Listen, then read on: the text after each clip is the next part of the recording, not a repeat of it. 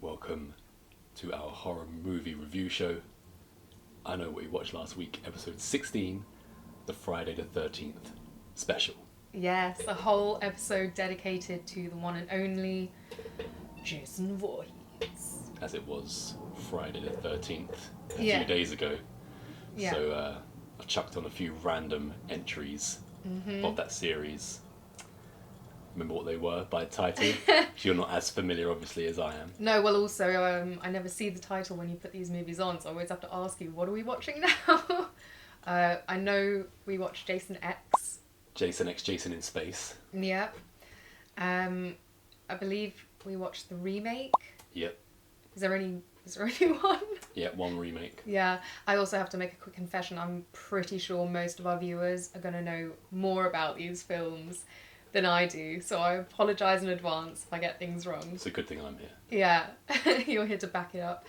And then we watched, I think it was number 6, The Return of Jason. Friday the 13th, part 6, Jason Lives. Jason Lives, yeah, that's better. So out of all three of these movies, what was your favourite, least favourite? Yeah, it was a little bit difficult for me I'm actually really intrigued to rank these. to see what one is your favourite. It could have gone a few different ways depending on what you wanted to focus on, but I think I'm gonna go with third place to Jason Lives, Oh! and second place goes to Jason X, which means first place goes to the remake. Wow. Oh, wow. Hey, remember that girl was prom queen? Oh, wow. Okay, so how do you rank them? This is not a Van Halen episode, by the way. I just want to put that in there. I'll be impressed if anyone catches that If you're a true reference. fan of Van Halen, you know what that's from. So my order, in third place, I'm putting the remake. In second place, Jason X. And in first place, part 6, Jason Lives. And that's not detrimental to any of them, particularly the third place remake, because I enjoy that movie as well. I enjoy all Jason. I'm not about to stand here and start rinsing one of the OGs of horror cinema. So let's start with... In fact, let me just... Oh yeah, let's pop him in there. Our golden Jason mask, which we pop on every night. Mood lighting. Yeah. Oh, I'd like so to start... I realised I could make... Interrupting. Yeah, but look. Jason with hair. It doesn't look like Jason with hair. Uh-oh. It does from my point of view. Not from here, it doesn't. So on to the actual movie talk. Let's start off with your favourite and my third place, the remake of Friday the 13th. Yeah. So what was it about this? Because they're three very different entries. Yes. And this, I believe, let me think. Yeah, this is the last Friday the 13th we have, actually. It's in the latest one. Nothing's come after this. Wow, okay. Yeah. I would have thought there would be Considering loads, but people in the okay. 70s and, well, no, not even 70s, people in the 80s got one pretty much every year. Lucky bastard. Yeah, and there's they were going to make a sequel to the remake, but then New Line, Paramount, one of the two, decided to go with Mother. You know the movie, the Darren Aronofsky movie? Yeah, we actually saw that in the cinema, didn't we? Which was a financial failure, complete financial failure. So they've gone with something that was like a sure thing in terms of money and just, forgot about it completely. Why not just do both? I guess. I'm sure they've got the money. Yeah. But anyway, let's get into why you like this one particularly out of the three we watched. Yeah. Is it just because it's modern? I think, well, it definitely had that vibe of a lot of my favourite films from a certain era. So, Scream comes to mind, American Pie, not horror, but there was a lot of those sort of typical things from that era in cinema that I really enjoy. A lot of dude comedy. Yeah. Yeah, I mean, they take American everything and just amp it up, don't they? The drugs, the sex. Yeah. the kills. This is directed by a guy called Marcus Nispel, a German, one of your people. And he also did the remake of Texas Chainsaw Massacre, which I know you haven't seen yet. But yeah, I thought he did a pretty good job in this. Yeah, I thought the special effects were pretty cool. I liked when one of the guys has his ankle caught in a bear trap. Not so much special effects, but just in terms of the kill. Mm-hmm. The girl that he's trying to save, you know, hanging over the fire at that point. In a sleeping bag. That's such a cool... Yeah, a cool kill. Yeah, what you're mentioning there, the bear trap and the girl being hung from a tree, trapped in a sleeping bag above a fire, all opens in this incredibly long opening. We get essentially almost 25 minutes of film before we even get the title card. So it's kind of unique. It just opens up with a very, very long intro, which I'm trying to recall if I've seen that done anywhere else really. I'm sure it has been, but I just can't recall any way that's been done before. Yeah, and it kind of leads you on to think these are the main characters of the film you're about to watch. Yeah. And then obviously they get killed off one by one. They all get taken out. Well, apart from the sister. one. Yeah. Apart from Jared Padalecki's sister. But that's left up in the air as well. It looks like she's been killed at that point. Yeah. So in this, as you say, we get the whole bear trap. The guy caught in the bear trap, which is pretty grim. Yeah, especially in the context of, you know, not being able to then also help the girl. We get also a lot of comedy dialogue. Yeah, it's so dumb. Everything you get in this movie, you get straight away in a microcosm in the opening kind of 5-10 minutes of this opening 25. Because you've got the two guys wondering that they're there simply just to go and find weed. Yeah, that's one of the tropes, again, that they pushed really hard. Jason does not like it when people go looking for the weed in his outback. Yeah, and you also get... Maybe Jason should smoke a throwback to the gratuitous nudity. One of the actresses, her name is America Olivio, and she is enticing her boyfriend at one point in this when they're all sitting outside at night, and her boyfriend is talking to his mate, and she's off, unbeknownst to his friend, like taking off her bra, taking off her underwear, and like oiling up her breasts and stuff like this. So it gets into that kind of thing straight away. And there's no coyness there. It's no coyness, and she takes him. You know, she entices her boyfriend to go into the tent where, you know, they're making love, let's say, and she thinks that she hears someone outside. So she wants her boyfriend to go and check it out, but he's like, I'm not going outside with a boner. Yeah, well, especially because he just thinks it's their mate, you know, like being a peeping Tom. Yeah. I really enjoyed when and I think he kind of likes she's in the tent by herself, and Jason appears in the shadow outside the tent, and he's a really imposing figure in this movie, more so than other movies. I think... I might be wrong on this, but I think the guy who's arguably the most famous for playing Jason, the guy called Kane Hodder, who we've seen on lots of documentaries and things like this. Yeah. I think he had to like wear lifts, possibly. I might be wrong. I have to double check it. But yeah, the guy who plays Jason in this one, Derek Mears, is certainly an imposing guy. Yeah. And what's ironic is he almost lost the role because in real life, apparently, he's just super... nice, too nice. So they were considering not giving him the role of Jason just because they thought he was too nice a guy to pull off just a mindless serial killer. That's crazy. Yeah.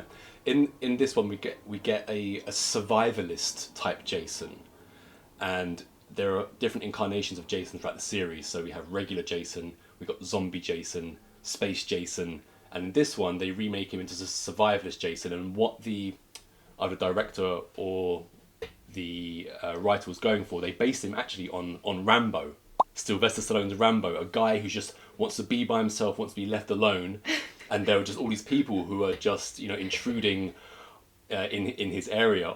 That's really reminiscent of like Leatherface, you know? just stay away, please. Yeah, another thing this movie does, it consolidates like the first 3 or 4 movies into one.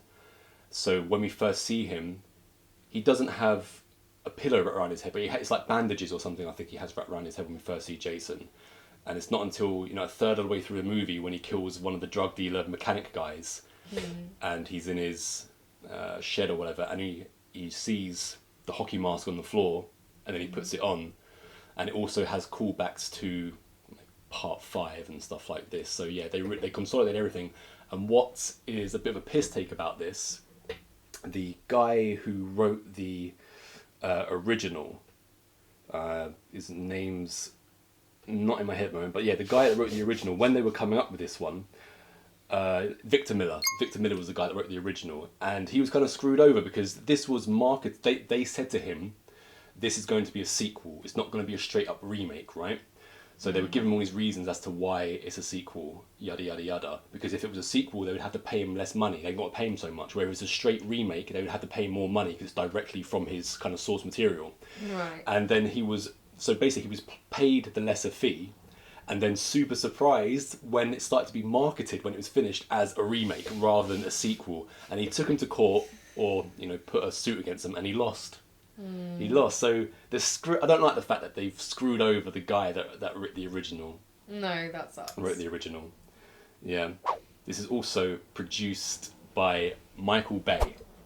So Michael Bay is a guy who's famous for like action movies like Armageddon, all this kind of stuff. He's directed some Transformers movies and things like this.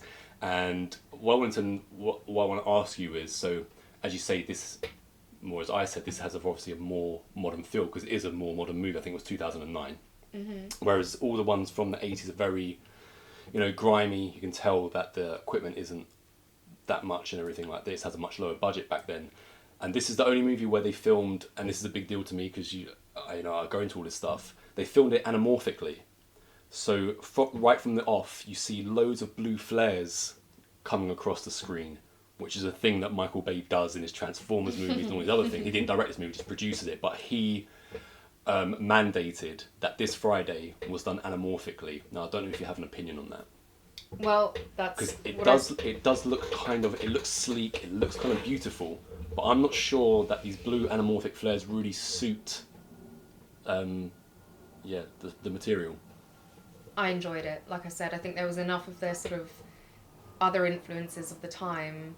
It was enough of a sort of tongue-in-cheek comedy take on it as well, that the modern equipment worked, in my opinion. I think it tied it all together.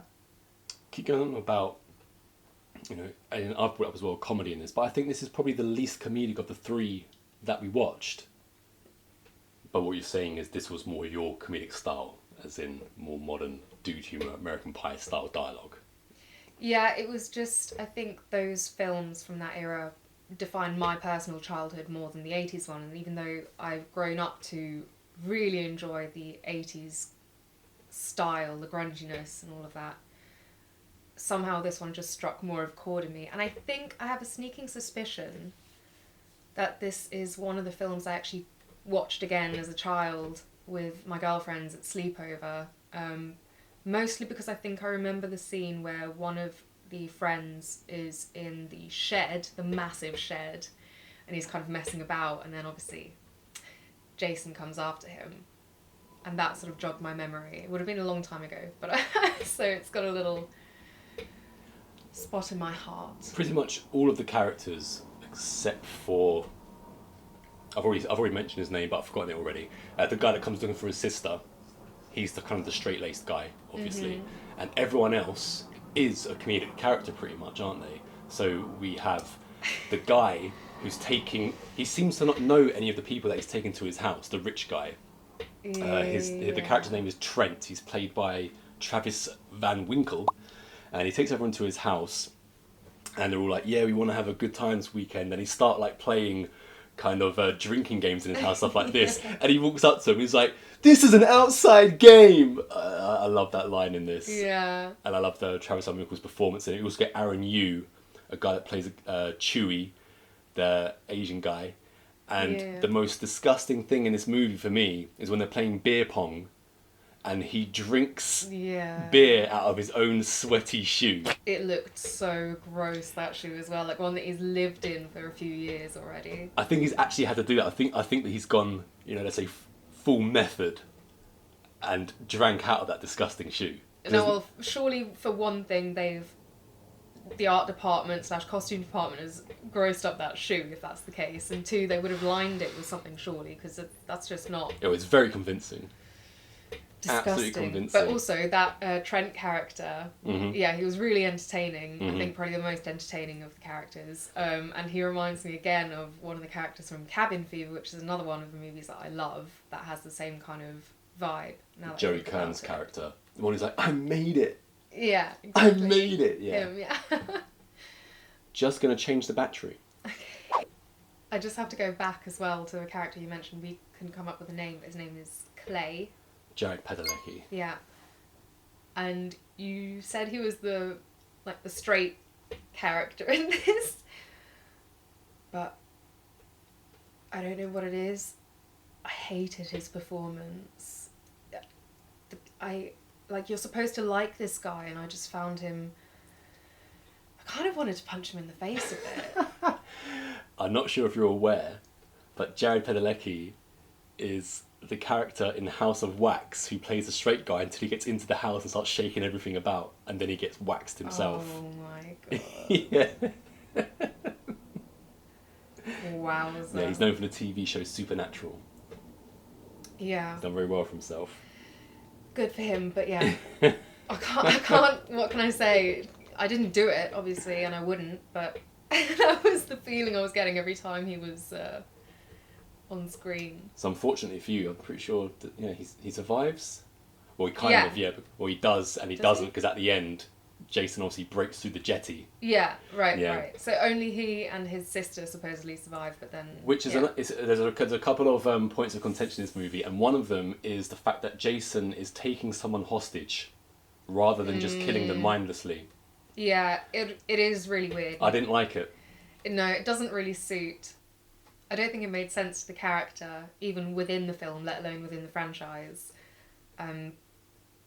It was clearly a plot point, what drew Clay to that area and made everything kind of... what instigated everything.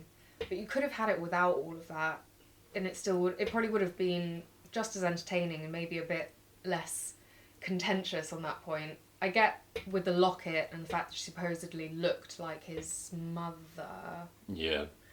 Is the reason, but I'm not really buying it. Yeah, I was about to say something, I wasn't buying it. No. That Jason just takes someone hostage and he's thinking about things, and just the fact that he would just keep her alive for so long as well. What was she eating? Well, Where was she going to the toilet? Yeah, you do wonder how long she was there for actually before Jared Padalecki's character. Because if I can gets get there. over him taking her hostage and just keeping her chained up somewhere, I absolutely could not get over him preparing her food and bringing it to her on a tray and stuff. That's not Jason. Apart from that little plot point, I did really enjoy Derek Mears as Jason. I thought he did a really good job. he does his own thing, as in kind of reinvented him almost in a way. I know he's a different Jason. It did feel quite different. Yeah, he's almost more. Apart from keeping a girl alive, he's kind of more brutal in a way in this movie. I felt like they upped how menacing he was. I felt like there was a bit more of the sort of action hero movement to it. It was a bit... Rambo. Yeah, it was a bit sort of...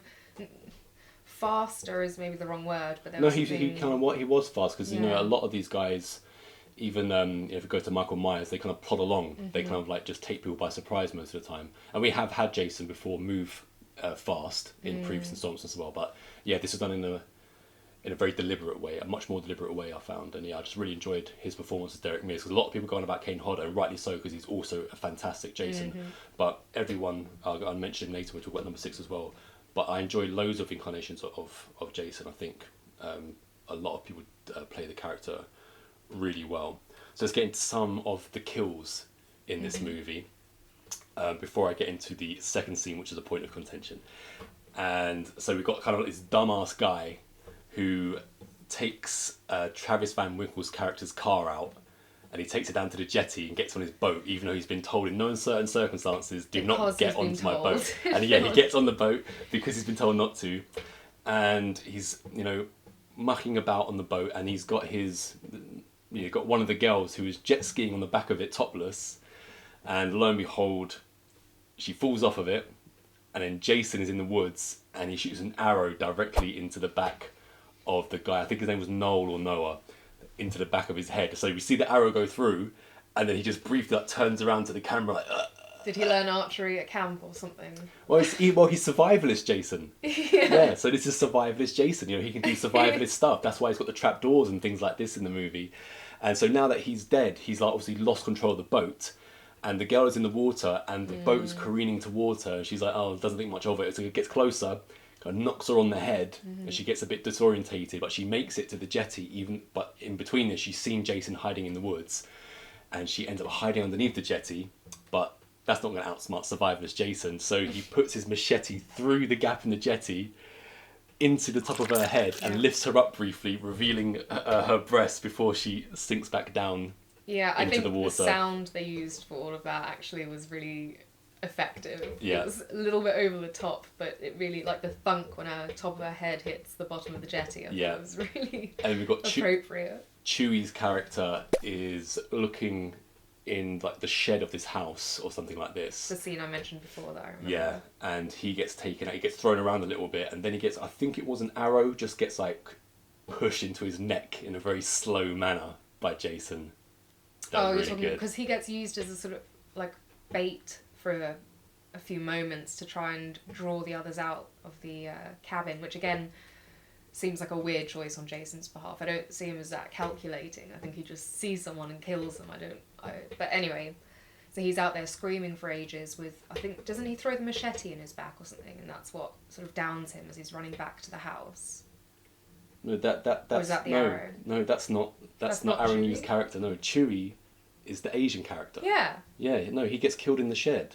He gets something pushed through his neck. Oh, right, it's his friend who goes out to look for him, who's then used as the bait. Right? Yeah, the guy, I've mixed up two characters. The guy that is used I'm sure you guys knew as the bait is a character called Lawrence, played by Arlen Escarpeta.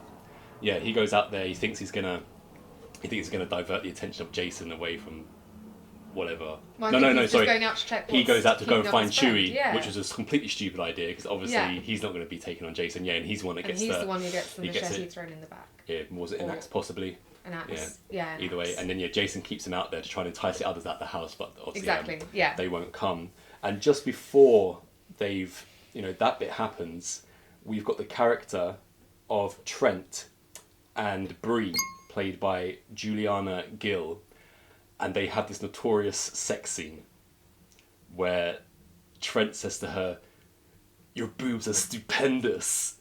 And when this movie came out, a lot was made about this scene. And apparently it took between 10 and 12 hours to shoot their sex scene, which is kind of mind-boggling. I guess the crew was distracted or something. Very strange. I don't know, but yeah, that dialogue. So weird. Those characters, that is so weird. And the girl that gets... she did have great breasts. Yeah, but absolutely. They were stupendous. Yeah, absolutely who stupendous. Says that? Especially in the way he says it. In fact, all of the breasts in this movie were stupendous. They really were. And the character that goes water skiing, the actress, again, we'll probably pop her up later on. She said that at first she was a little bit wary about doing that scene topless, but she ended up to find it incredibly liberating in the end. So get them out. Liberate yourself. Was that actually her water skiing? Not entirely sure, but I assume it was, yeah, because she's saying that her doing the water skiing. Well, yeah. Yeah, it must have been very impressive if it was her. Yeah, water skis very well. Incredibly well, anyway. Yeah. So as I said, this movie was produced by Michael Bay, right? Mm-hmm. So he's done all of the stuff like Armageddon, Transformers movies. Now, allegedly, during the premiere of this movie, he walked out because he was not best pleased, apparently, about all of the sex scenes. Oh, really? Right. Now, this is Michael Bay. This is a guy, it's a bit rich, because in one of the Transformers movies that he directs, Megan Fox is in it, is like the lead female character. Yeah.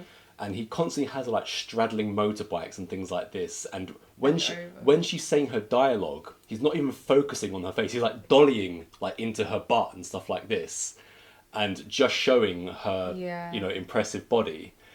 So for him to be, somewhat offended by sexual content, and then in his own movies he's just directing butts. Maybe he was offended because he wasn't on set when they were Yeah, filming it all. he's also referenced in one of our favourite TV shows, Entourage, when Vinny's just come off of Aquaman, and they're saying, "No, I've got to do Aquaman 2." He's like, "Well, who's even directing?" And Ari's like, "Michael Bay." And I'm like, "Oh no, they're trying to rush this thing out." He's like, just known as a guy who wants to like rush things out and just make money. So yeah, rather rich for him to be walking out of that. This, I'm not sure if we've got much else going. Oh yeah, there's a bit of a soundtrack thing in this. So we've got, as I mentioned earlier on, Marcus Nispel directed this, and I say he's one of you, German, but you're also half Swedish, and we get the magnificent, the fabulous, the amazing, The Hives with Tick Tick Boom during the water skiing scene. How do you say, the Hives are in this movie and they rock in Swedish? The Hives är med I filmen och I don't know how to say they rock. You're fluent. I've done my So best. I've just completely bamboozled you. Not everything directly translates. And also sometimes I just blank out a bit. They rock. And I wouldn't be able to tell you how to say it in German at the moment either. And right at the beginning, when one of the guys he's walked off so that his mate and his girlfriend can get busy, and he puts his earphones in, and we get a little bit of Sister Christian by Night Ranger. Dun dun dun dun dun dun dun dun, motoring. I love that bit. Yeah. Yeah. So this is a pretty cool movie, even though it was my last place. Yeah. Yeah, last thing from me, I enjoyed both in the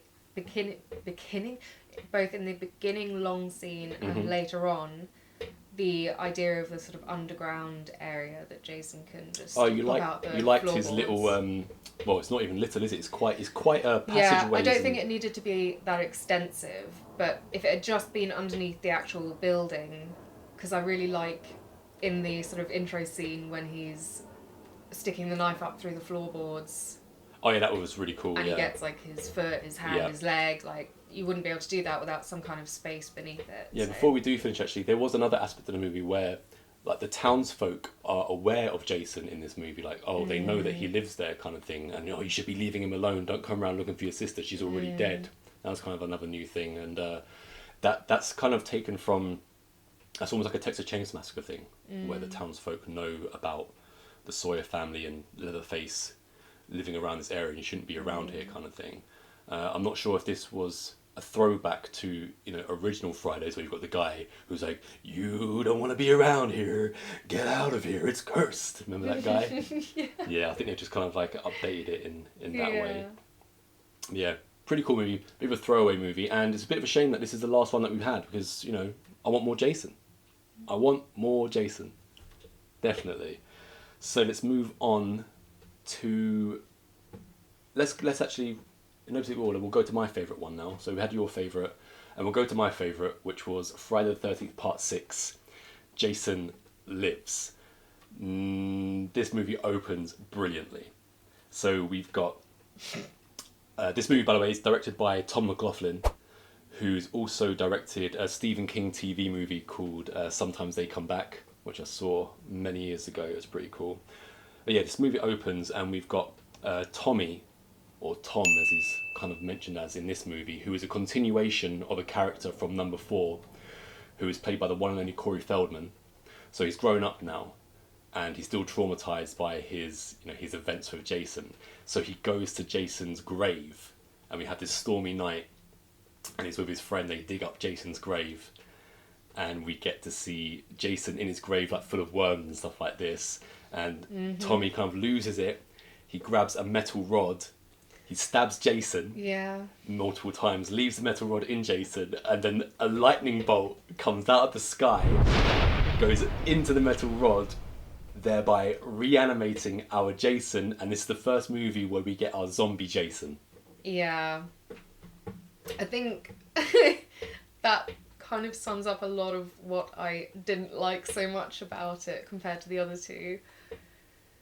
I know I like dumb things in movies, but it has to be done in the right tone, and there was something, again, just a bit frustrating about, well, first of all, how does he manage to break like a metal fence to get this rod. And second of all, Who cares? just burn the damn thing. Don't. We know where this is going. We know what's going to happen. We know there's going to be that bolt of lightning coming down. And it's just so, like, I don't know, I feel like they had to try really hard to figure out, right, how can we get Jason to be You brought think back they by they thought a hard lightning about bolt. this? You think they thought long and hard about this, do you? I don't. Not long enough. And also, you haven't mentioned him and his friend, who he's convinced to come with him, they've broken out of an institution. Mm-hmm. They're institutionalised. Yeah, because of his dealings with Jason back in the day when he was a child. Yeah. And then, of course, his poor innocent friend. He was great, by the way. Yeah, he was really good. His poor innocent friend is off first, I believe, right? Yeah. Yeah, Jason comes out of the grave. Yeah.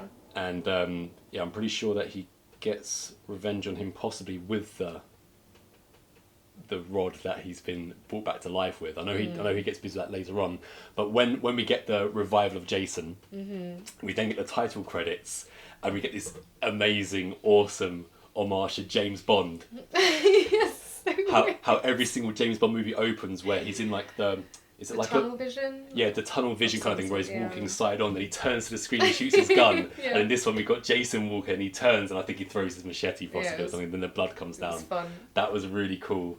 So then, who plays Jason in this, by the way? is Is this Kane Hodder or is this someone else? No, this is not Kane. I think this is Jason. This is number 6. I think his first one was Jason Takes Manhattan, possibly, or the one Right. before. Well, I'll pop up whoever he's played not in it this. in No, this one. I have written down. He'll come to me at some point. This is a really cool Jason. I think I really like the way that Jason is animated in this. All I could say, though, was I found it personally very distracting again. You mentioned we see his decomposed corpse in the coffin, and it looks disgusting and is done really well. I mean, he looks long dead. Mm-hmm. But then at some point in the movie, I'd already noticed, well, how is this super decomposed corpse suddenly reanimated with all its muscle mass back? And there's a shot where you just see him walking through camera, like through the shot, and you see his thigh, and his thigh is like bigger than my whole body. It's insane. And at that moment, all I could think about was, how has this happened from what we saw in the coffin? But yeah, it's such a there's so many silly things in this movie that, yeah, you love it, hate it, or you're just confounded by it. Yeah, again, just much like once we get past kind of number 4, maybe even it's more prominent in this one from number 6 onwards, where we start getting real comedy moments, and we have Jason kind of ambivalently like looking at people while they try to take him down. So one guy tries to shoot him with a paintball at one point, and Jason just kind of like looks down at his chest and then just like looks back at the guy like, what the hell are you trying to do? And in this paintball scene as well, he grabs one of the guy's arms and just rips it off, and he's holding the guy's arm, and the guy had been holding a machete. So that's how Jason gets his machete in this movie. He rips some guy's arm off, and as he's ripped this guy's arm off, the rest of his body is thrown into a tree. And as it falls away from the tree, there's an indent on the tree of just a happy, smiley face. It is completely random and almost nonsensical. It just doesn't belong almost. Well, that whole scene was so random, because it's not like any of the characters playing paintball are ever sort of referenced again, right? They're just kind of, it's just a scene. No, it's just a scene for him to get his machete, essentially. Yeah. And then he cause some havoc. He takes out 3 people in one go just by decapitating them with his machete. There's actually quite a lot of off-screen violence in this one. It's not one of the most gory ones, funnily enough. Also, the comedic edge takes away from the realism of the kills anyway. So you've got some like gory moments, I guess, but it's not. Yeah, there's a good bit. So when he's just been revived and he's off Tommy's mate, he's obviously been released and he's walking through the woods at night time, and this couple drive up to him in the car, like, and they have to stop because they see Jason's like, what the hell is this guy doing standing here? I know a masked killer is never a good thing. Yeah, and they try all this dumb stuff, like the guy gets out the car, points a gun at Jason kind of thing, and is like, you better move, buddy, yada yada yada. But then Jason takes the metal rod that he's been reanimated with through lightning, he stabs the guy and just chucks him over his shoulder with the rod. Love that bit. I also love the fact that without it being pointed out, again, the girl was right. Yeah. You should have just listened to her. And she tries to pay off Jason as well. She tries to give him some money. She's like, here, take my money. Da, da, da. She thinks he's gone for a second, but no, he pops back and then shoves the rod down her throat or into her face. Money's just left in the ditch. Yeah, money just goes away slowly. So the guy, as we mentioned, the main guy, Tommy, he is then captured by local law enforcement, by the sheriff, and he's locked up in like a holding cell in the sheriff's department. And the sheriff has a daughter, Megan. Yes, he does. Yeah, and she takes quite a liking to Tommy because he's dangerous. Do you think that's what it is? Yeah, because, Daddy's warning her against him. He's like, don't go near him, he's lost his mind, da-da-da-da-da. Like instant attraction But to she me. likes it. Yeah, I mean, she also is very confident and sassy in her sexuality because she makes it quite clear, not only to him, but pretty much everyone in the room, which is a few of her friends and her dad, and maybe her dad's colleague or something, that she likes him. She's like really flirty. Jennifer Cook was the actress name who plays Megan.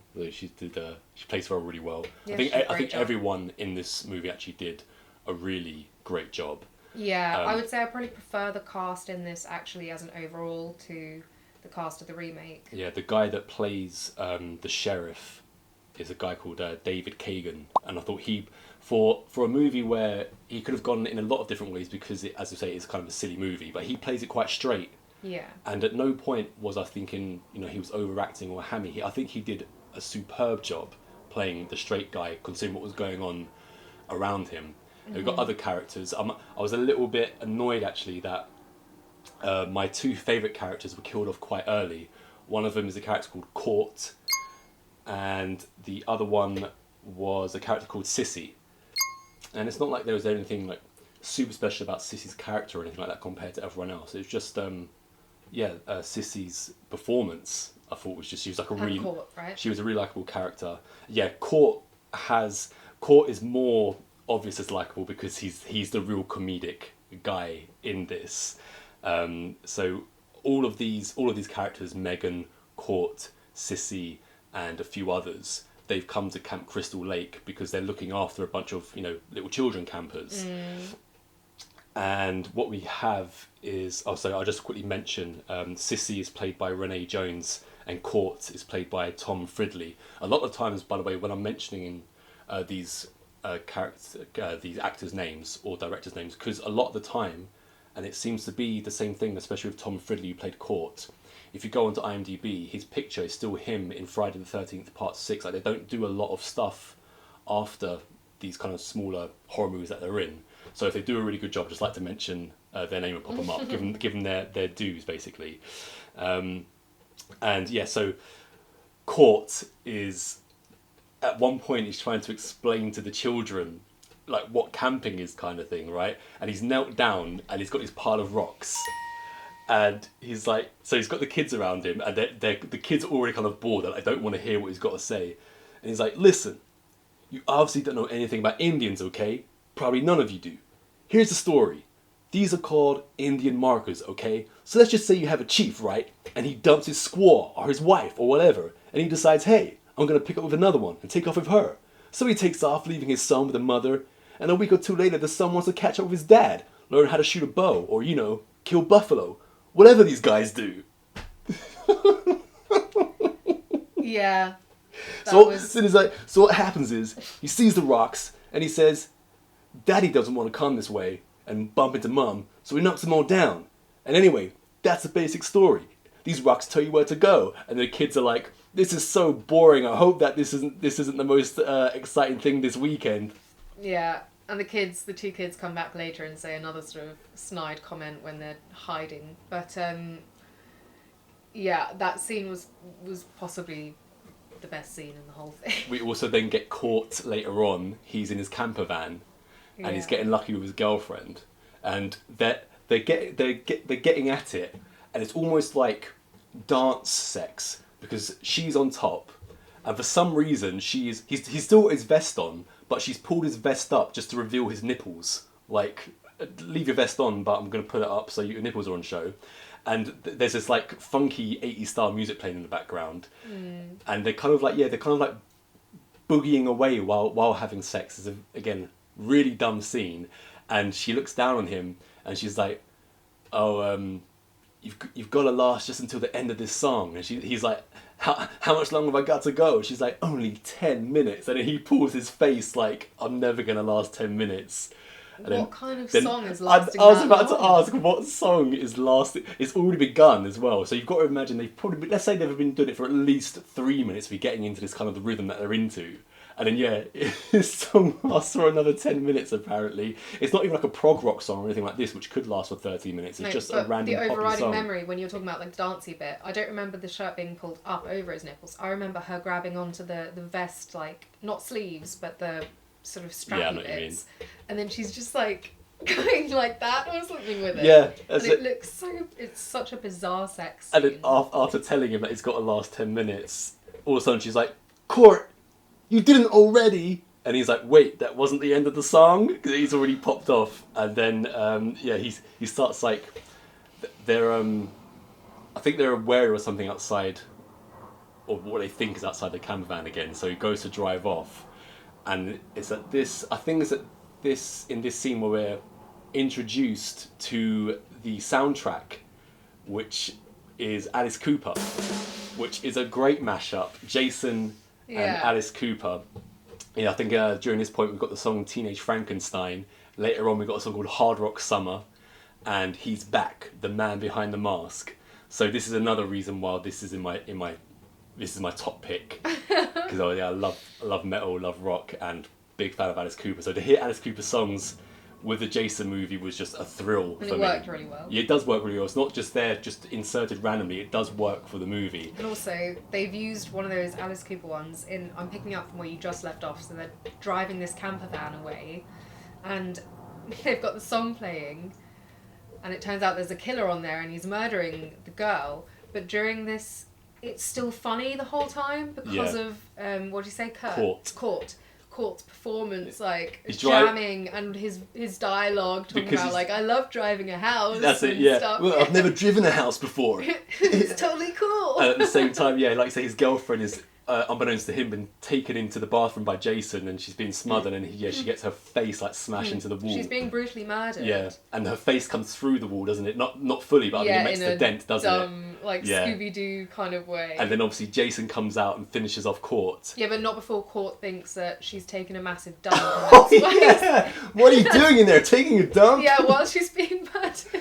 So I can't really recall what it was about Sissy that I really liked. But obviously we've gone through everything that I love about Court's character. So I was just a little bit miffed that Court and Sissy got taken out earlier. I would like to see them get a bit further in the movie. I think the actress who played Sissy was just really likeable, like it shone through for me. She's I think very that's pretty why. as well. Very pretty, and she didn't do anything like particularly dumb. It wasn't annoying when she did anything, even when she's like trying to prank back who she thinks is just another like Court coming to prank her. I don't even remember if we see her, her demise on screen or not. But I think her cabin is the one that end up splattered in blood everywhere. It's a cabin where just blood from like ceiling to floor, wall to wall. Just great set design of this bloodied cabin. I really, really enjoyed that. So much blood, probably way OTT, but Yeah, overkill. but it looked really good. Yeah, and it's kind of, so obviously we've got the main character Tommy, and he's, what did I say her name was? Megan, the girl, the main girl. Yeah, Megan and Tommy. They get towards the end of the movie, and Tommy's he's enticing Jason out into the lake. So he's on a boat, and he pours gasoline around the boat and lights the lake on fire. And even though it's kind of like silly, I just like the set piece where he's sitting in the boat and it's all surrounded in fire, and Jason is like walking menacingly into the water, just getting further and further underneath the water, just walking normally. And they end up putting a chain around his neck, which is connected to a giant rock. God, that And- whole scene frustrated the hell out of me again. Why? One, I don't think it's actually that easy to get the chain around the rock in a way that it's not just going to slip out. And two, when Jason was walking, as you said, down into the lake towards the boat and submerging more and more, you could so obviously tell that by the time he reached the boat, he was going to be completely under, at which point he doesn't know where to put the chain around his neck, and he's left himself no choice but to be, surprised by Jason wherever he pops up. And I was like, why don't you just move the boat in a bit closer whilst his head is still just visible? Because we have to do Oh no, wait, because he has to sink. Yeah, he has to sink, obviously. You're so sick. I thought I was starting to furrow my brow behind the camera here. I was like, where is she going with this? No, you weren't even going to say that's the answer though. Yeah, okay. No, Take it was. that back. But I stand by the rock. But That wouldn't be that easy to I was change also going to up. say they have to make an homage to the original, where right at the end, the thing that makes the entire movie in the original was when little baby Jason jumps out of the lake and pulls the girl underneath the water. Yeah. And what's great about Jason being put underneath the water with the rock and the chain around his neck is in the next installment at the beginning. I don't remember it that clearly. It's been quite a while since I've seen it, but I'm pretty sure someone's just on a boat and Jason gets nudged by the boat, and all of a sudden he's alive again, even though he's probably been underwater for God knows how long now. And and then obviously in number 8 he then manages to drive a boat from Crystal Lake to Manhattan. Great installment. I mean, you just don't get this stuff in other genres. That is why horror will always reign supreme. Well, we haven't even reached potentially the weirdest one, which is the next. No, I was pretty much wrapping up on this one. I really like the guy that plays Tommy is also called Tom. He was kind of. It was played in such a way where it's slightly OTT, and it just kind of worked for the movie as well. Especially when you have him next to the sheriff who plays it completely straight, and he's kind of playing it straight as well, but just a little bit more heightened. Kind of thing. Yeah, I guess it helps the sheriff's character in saying oh, you're crazy and you're actually the one committing all these crimes and trying to stir up trouble. Yeah. Until he realises it is actually Jason, and he dies. And obviously all of the camp counsellors are slightly worried because they've got children in the cabins and the children have hamsters. But we should know by this point that Jason doesn't kill kids or animals. He's a guy. He's a guy who you can sympathise with because he's been wronged by people from day one. The camp counsellors that let him drown and let him get picked on because they weren't paying attention, and he's been shunned by society. So it's more of a kind of a celebration when he knocks off these annoying teenagers. Even though in this one I liked a lot of the characters most of the time. So for instance, in the remake, I'm happy that everyone died. Everyone can just be offed in the most gruesome ways for all I care.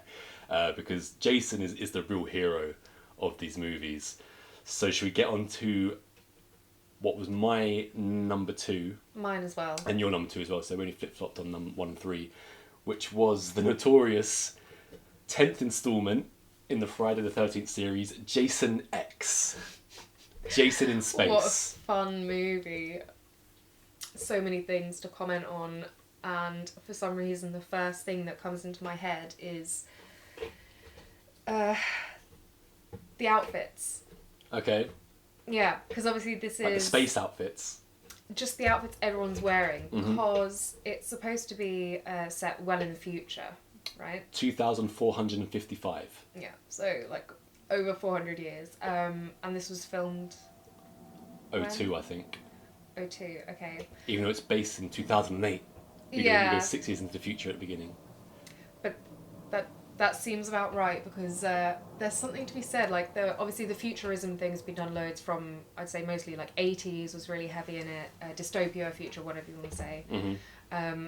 And each sort of decade that does it, they try and do some futuristic looking clothes, but you can almost always tell what decade it was released in. Mm-hmm. And even though all the cuts and stuff were completely noughties, there were still some fun bits. They put this fluffy material on some of the outfits and just really played around with it. And I enjoyed it. What a girl comment to open on anything. You could talk about anything in Jason X, and you talked about the clothing and the outfits. Yeah.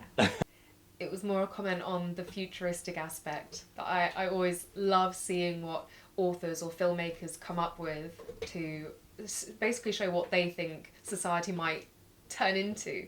Yeah. So yeah.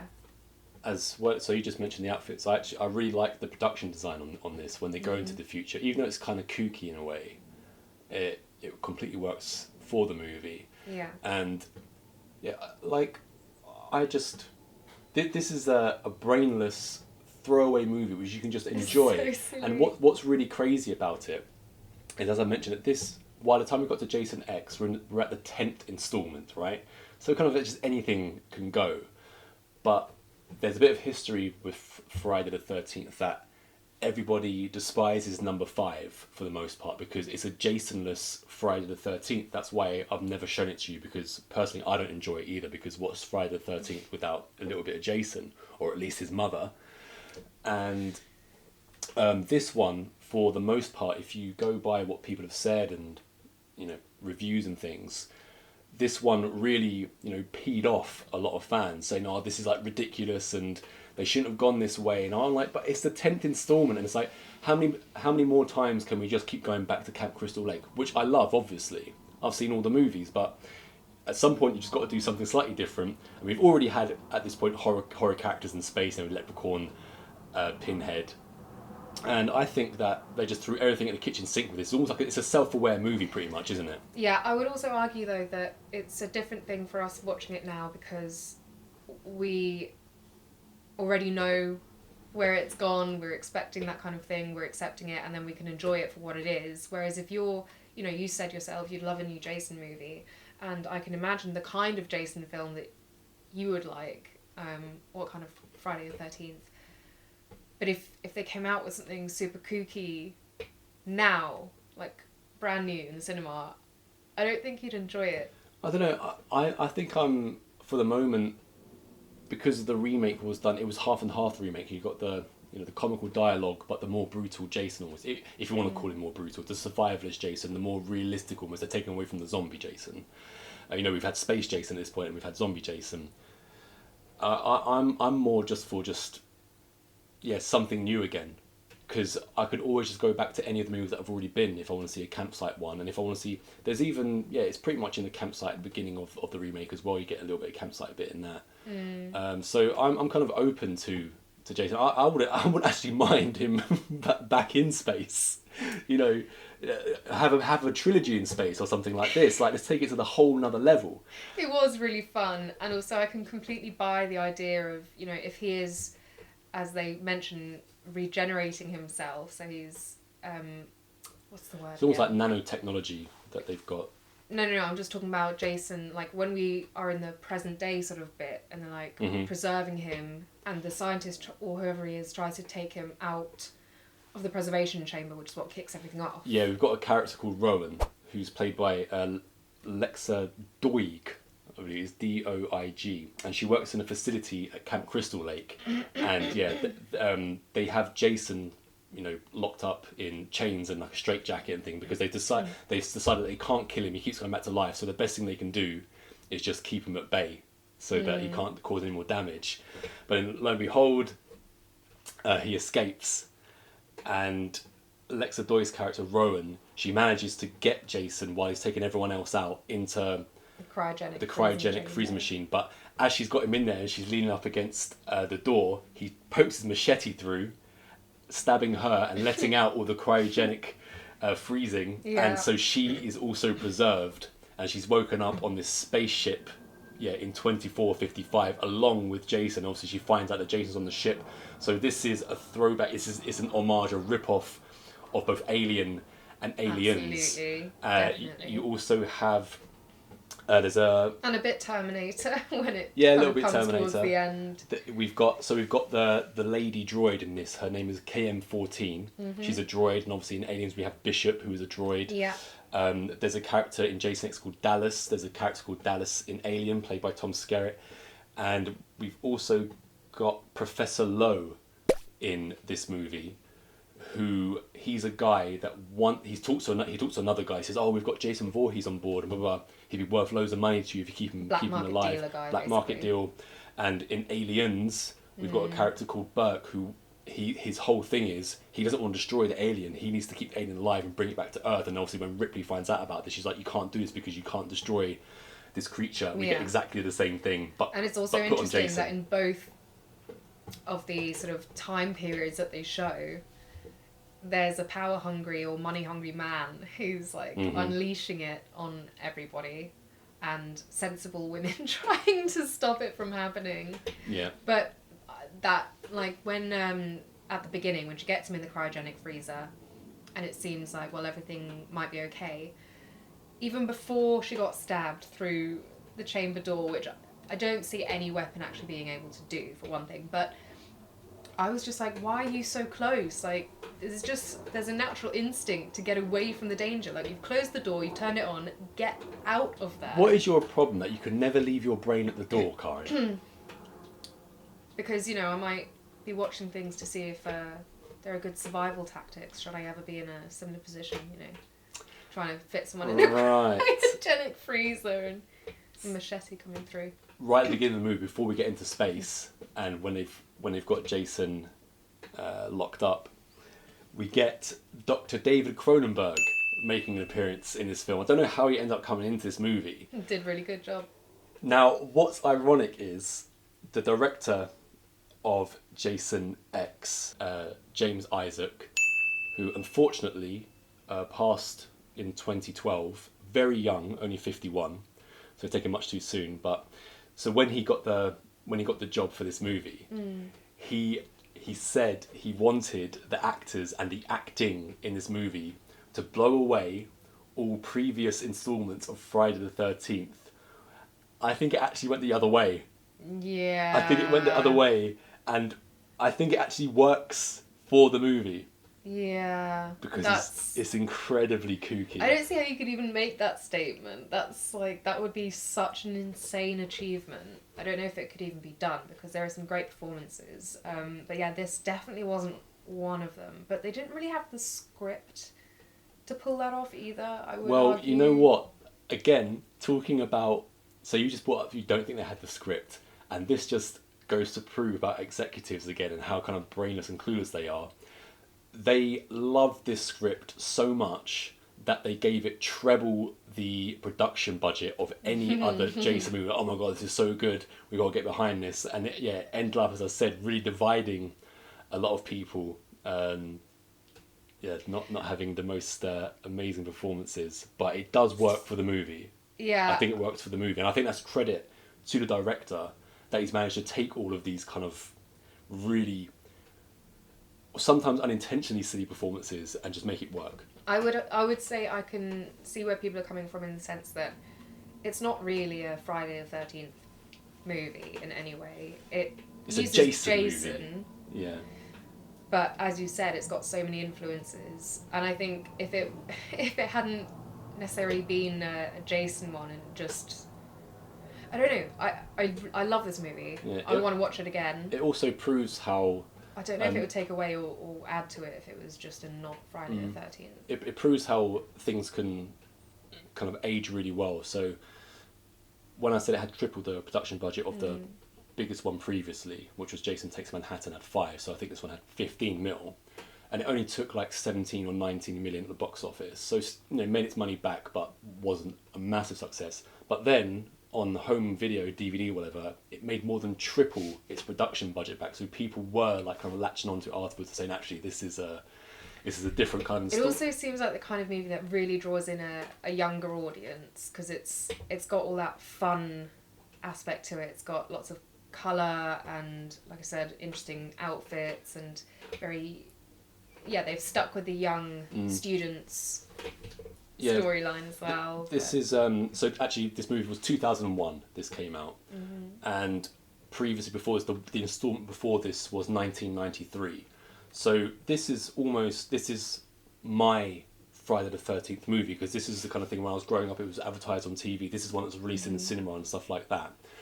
So I had seen previous Jasons, And then seeing this, yeah, even as a child, I was a bit like, "What the hell is going on here? Like, why is he in space?" And all these other things. I didn't quite understand it when I was a child, but yeah, I absolutely adore this movie now. There's so much. Yeah. I mean, you can't really. Again, it's almost like, so critics obviously tore this movie apart, but why even show it to critics? They're not going to get it. It's not for critics. It's not for anything like that. It's just almost.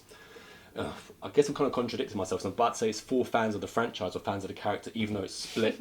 It's split franchise. But I think over time, there isn't a lot of people that I talk to in real life who don't like this movie. Yeah. If anybody. Surely this one as well appeals to just a wider audience than sort of, die-hard horror, which... What I was going to, before I forget, what I was going to get back to about James Isaac saying that he wanted the acting in this movie to blow away anything in the previous Friday the 13th installments. What's ironic is David Cronenberg easily was the best actor in this movie. He delivered his lines the best. Actually, he wrote all his own lines. He got the script and he's like, right, I'm not going to say this, I'm going to say this. So David Cronenberg wrote all his own stuff. He was pitch perfect in his performance. Yeah, he was. We got a lot of really cool stuff. So I've already mentioned KM14. She's a droid, and she's made by one of the... There's like this... the most nerd guy in the movie. He has a very weird name, like Tyna Run or something like this. I'm gonna have to look him up. I'm gonna look him up right now. His character's name, Sunaran. Tsunaron. Sunaran. So he's the one that's created KM14, played by Lisa Ryder. And there's this random bit in the movie that says she's a droid, but he's almost like made her as like a sex robot, because he's like in love with her, isn't he? Yeah, but I don't think until right at the end they've had any kind of romantic relationship. But you forget quite early on in the space bits, KM14 is in a room with Cenarion, and she's got her top off, and she has breasts but no nipples, and she's like, "Can you make me nipples?" and stuff like this. And he's like, "I think you're perfect as you are." So yeah, but that doesn't he does have necessarily a crush mean... on her. Yeah, I know. I agreed that he likes her, but that's still not supposed to be a sexual moment. He is literally her manufacturer, and she wants to be more human-like. So she's asking him if he can manufacture her some nipples. That's not a sexual act, you pervert. Whether I think that he's made her as a sex robot ultimately or not, it doesn't take away from the fact that we have a scene where she's requesting that he makes her nipples. I knew you were going to bring that up. And It's got no bearing on the story, and but this is Jason X. You got to bring up the silliest parts. Like, so as I say, you got, as I've mentioned, New Line loved this script so much that they tripled the budget. So they're like, "Oh yeah, I love this nipple scene." There's also this technology they have, which is what saves the initial... You keep saying her name and I keep forgetting the initial girl. The character's name is Rowan. Rowan. So they put her on like this table that all these like metallic-y looking... Ants. Yeah. It's ants. Ants, right, okay. They come over... Nanotechnology. Mm-hmm. Cover all of her injuries and, fix her or whatever. And they also reattach a guy's arm in the same sort of way. Mm-hmm. But then that same technology is what makes Jason into the super mecha Jason. Uber Jason. Uber Jason. Yeah. But that bit was like, they're really taking it to that step, because that was a whole new level even for this film. Before we get to Uber Jason, before he's made into Uber Jason, KM14 is given an upgrade by Cenarion, and his introduction of her is quite perplexing in the delivery. Yo guys, I gave her an upgrade.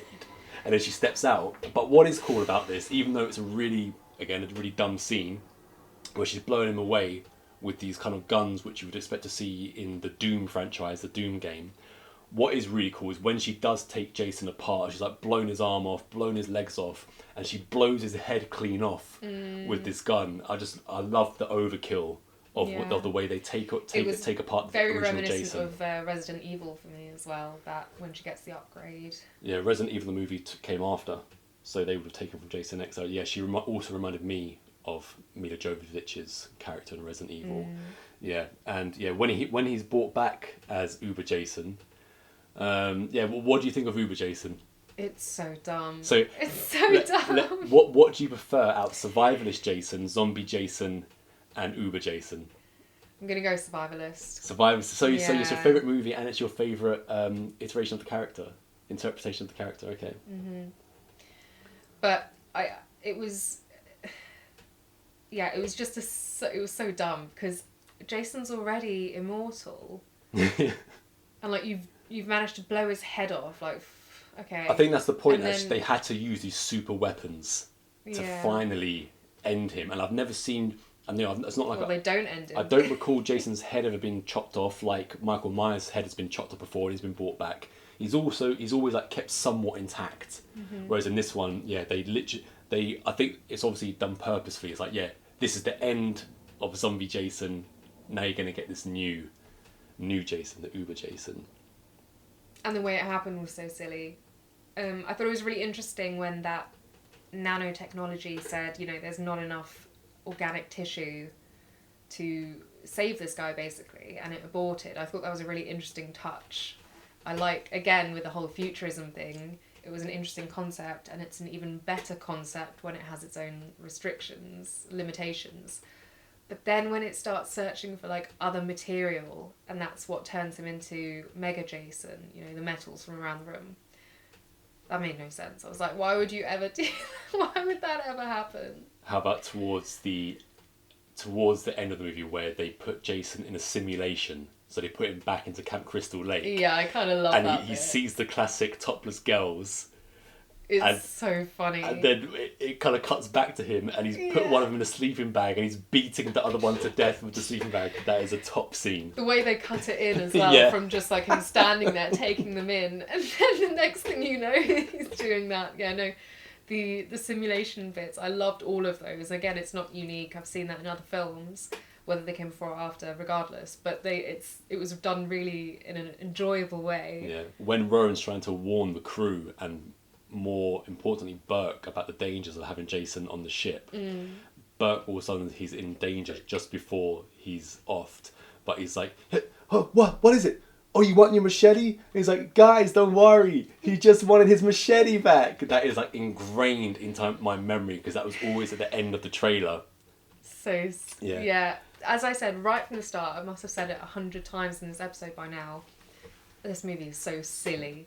But in a really fun way. So yeah. It has an incredible kill right at the beginning of the space bit where Jason takes one of the characters' heads, puts it in liquid nitrogen so it freezes, pulls her out and then smashes her frozen head on the side. And this is actually the first Friday the 13th / Jason movie where they use digital effects for kills and things like this. Everything else obviously was always practical. And to be fair, I didn't really notice it too much. No, I think, again, they got away with that really well. Even the simulation bits where they had, like, simulated monsters right at the start when they're playing it.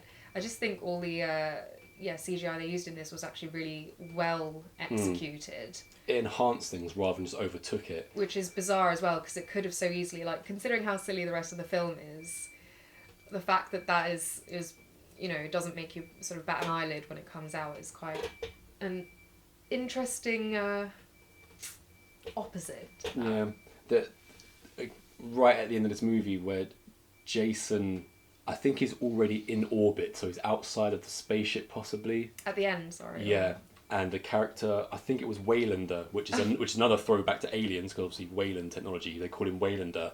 Yeah. And Jason's about to get back into the ship, I think. And then Waylander comes out of nowhere in his spaceship and just grabs hold of like Jason. Superman. Yeah, and then they're like hurtling through space, so you just see Jason This is after hurtling. they've blown up, you know, the part of the spaceship that he was on. So Jason's been blown up into space, as you said, and somehow, he's making his way back towards them, and they think he's gonna, you know, manage to grab onto the ship they're now on, and the whole thing will continue.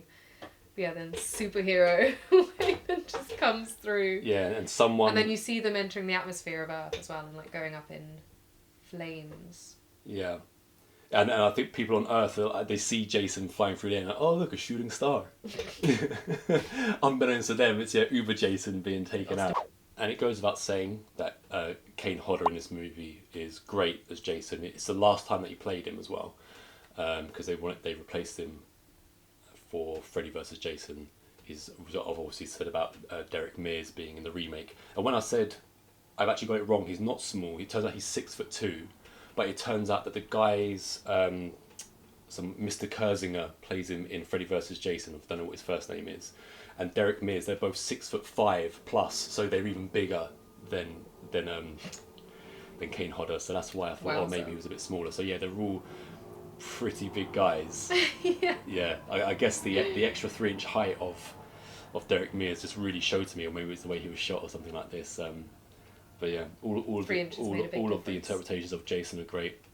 It's a great horror franchise, a great pop culture horror icon. You know, we've got the t-shirts, we've got the masks. We've actually still got Jason X on top of the Blu-ray player over there because I'm really looking forward to listening to the directors and cast commentary on that. I'd like to, know a lot more about it. And as previously said, yeah, let's get another damn Jason Friday the 13th movie out there. How many are there now? I think... Let me think. So if Jason X was number 10, yeah, and then if you count Freddy vs. Jason, so the next one will be the 13th. I was going to say, because if it's 13, which it sounded like it was going to add up to. And they've got to make it special, because it's the 13th one. Obviously. So we can't just have a throwaway one, but there's a lot of rumours about certain people trying to buy the rights to Jason, people who I don't think should be anywhere near it. They're not even in like the movie industry and things like this, and they should concentrate on what they're good at rather than trying to get into horror movies, basically. And another thing I just want to mention about Friday the 13th is, it piggybacked on the success of Halloween. It's like, how do we make our own Halloween kind of thing? So the original one costs from 1980 was about $300,000. And it's turned into essentially, $1 billion plus franchise, which just goes to show, we're trying to make Heathen, and we're trying to do it on a smallish budget. But I've got these grand ideas for characters who aren't necessarily like Jason, but they're horror characters that can be put into the history of horror, and people would want to go as my characters as during Halloween and things like this. Yeah, new Halloween outfit. Exactly, new Halloween outfits for guys and girls, I might add. And yeah, it just shows that if you just put a little bit of faith into a little bit of money, it can turn into anything, really. Mm-hmm. And even though Friday the 13th doesn't have quite the gravitas or the class of, say, Halloween, because Halloween is a bit more about it in my opinion. Friday the 13th is just purely about the kills and stuff like this, and yeah, I love it. And we'll certainly watch others, and we'll bring you other Friday the 13th specials at some points as well.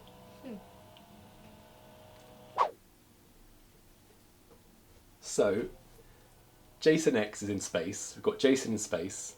As I said, we've had Leprechaun in space. We have had Hellraiser in space, and on early episode of I Know What You Watched Last Week, we kind of started to discuss, who would you like to see in space, and you said Chucky. Yeah. And we briefly started to talk about, how he would get to space and what would happen. And if you haven't seen that episode, we'll just, refresh your memory. Karen said there's someone who's going to be going on a space mission who has loved his Chucky doll since childhood. So this astronaut's mother has packed his suitcase, and instead of packing him underwear and socks, she's packed his Chucky doll. So he gets up into space, opens up his suitcase, he's like, oh look, Mum's packed Chucky, and I've got no underwear. Damn it. And then he started saying, yeah, I could imagine, an homage to Alien, where he's like hiding in the shadows and scuttling about crawling through vents, scuttling about the aircraft and things like this. And then I threw in my 2 cents and I said that I want Chucky at the front of the aircraft with like his hands behind his back, like commanding the spaceship as like a Star Trek kind of thing. Which I've come around to now. Yeah, I didn't like it great. At first, but yeah. Because this is going to be along the lines of not a serious Chucky movie, the more comedic type Chucky movie, and. Well, it's going to be what? Who's making it? Well, it's already in the works. We've already started discussing it. What I'm saying is, I'm putting this out to Don Mancini, right? The creator of Chucky, and we'll get like everyone, Jennifer Tilly, John Waters, Brad Dourif, everyone, the whole shebang. And I've come up with all these other ideas, like they land on a planet where Chucky could just regenerate for some reason. I haven't like worked out the kinks yet, but then all of these Chuckies like multiple Chuckies start rocketing towards the spaceship that they've been like thrown out of and stuff. I'd love to see multiple Chuckies just run wreaking havoc.